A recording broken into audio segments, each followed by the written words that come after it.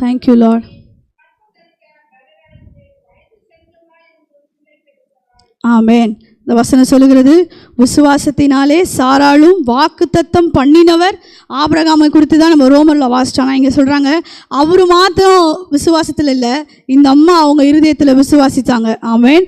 சாராளும் அப்படின்னா என்ன அர்த்தம்? சாராளும், அப்புறம் ஆபிரகாம் விசுவாசித்தார், சாராளும் விசுவாசித்தாங்க. உங்கள் குடும்பத்தில் நீங்கள் ஆண்டவரை நம்பி இருக்கிற காரியங்களில் அவர் ஜெபம் பண்ணுறாரு, அவர் பார்த்துப்பார். இல்லை நீங்களும் இவங்க ஜெபம் பண்ணுறாங்க, இவங்க பார்த்துப்பாங்கல்ல, நீங்கள் 2 பேரும் விசுவாசித்தவர்களாய் ஆண்டவரை நோக்கி பார்த்து காத்திருப்பீங்கன்னா, நீங்கள் ஜெபிக்கிறவர்களாய் இருப்பீங்க என்றால், வாக்கு தத்தம் பண்ணினவர் உண்மையுள்ளவர் என்று எண்ணி கர்ப்பம் தரிக்க பலன் இல்லைங்க, ஆனால் வசனம் சொல்கிறது கர்ப்பம் தரிக்க பலன் அடைந்தாள். ஆமேன். இங்கிலீஷ் பைபிளில் வந்து she received power to inherit. ஆமேன். அவளுக்கு பலன் இல்லை, சரீரத்தில் பலன் இல்லை, ஆவியில் பலன் இல்லை, எதுவுமே இல்லை. ஆனால் வசனம் சொல்லுகிறபடி அவள் பலன் அடைந்தாள். காரணம் வந்து அவளுடைய பலன் கிடையாது, கர்த்தர் தருகிற பலன். ஆமென். இன்றைக்கு நம்ம வசனத்தில் வாசிக்கிறோம், பலத்தால் செய்ய முடியாததெல்லாம், பராக்கிரமத்தால் செய்ய முடியாததெல்லாம் அவருடைய ஆவியினால் ஆகும். ஒருவேளை உங்கள் திராணிக்கு மிஞ்சி நீங்கள் போராடுகிற காரியங்கள் இருக்கும் என்றால் அவரை பார்த்து சொல்லுங்கள், ஆண்டவரே என் பலன் இல்லை,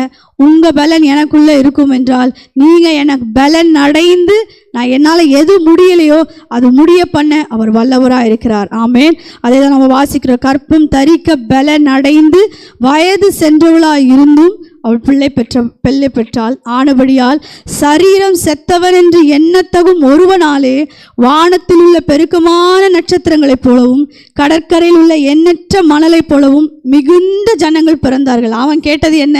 அடியனுக்கு என்ன தருவீர், ஒரு பிள்ளை இல்லையே அப்படின்னு கேட்டார். ஆனால் இங்கே வசனம் சொல்கிறது, அவர் எண்ண முடியாத அளவுக்கு, ஆமேன், வானத்தின் பெருக்கமான நட்சத்திரங்கள் கடற்கரையில் உள்ள எண்ணிறைந்த மணலை போல மிகுந்த ஜனங்கள் பிறந்தார். அவருக்கு ஆண்டவர் கொடுத்தது ஒன்று தான், ஆனால் அவருடைய சந்ததியில் பார்த்தீங்கன்னா பூமியை நிரப்பத்தக்கதாய் கர்த்தர் அவங்களை மாற்றினார். அப்போ நம்ம ஆராதிக்கிற தேவன் வாக்குத்தத்தம் பண்ணினவர், அவர் உண்மை உள்ளவர். அவங்க வாழ்க்கையில் இல்லாதவைகளை இருக்கிறவைகள் போல அழைத்து அதை அப்படியே அவர் நிறைவேற்ற அவர் வல்லவராக இருக்கிறார். ஆமேன்.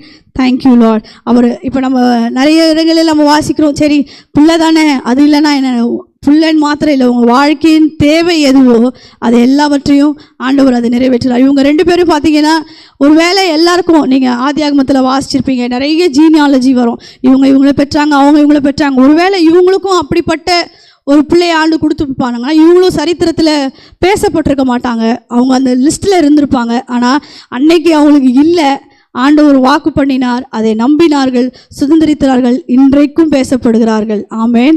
அது எவ்வளவு பெரிய ஒரு ஆசீர்வாதம்.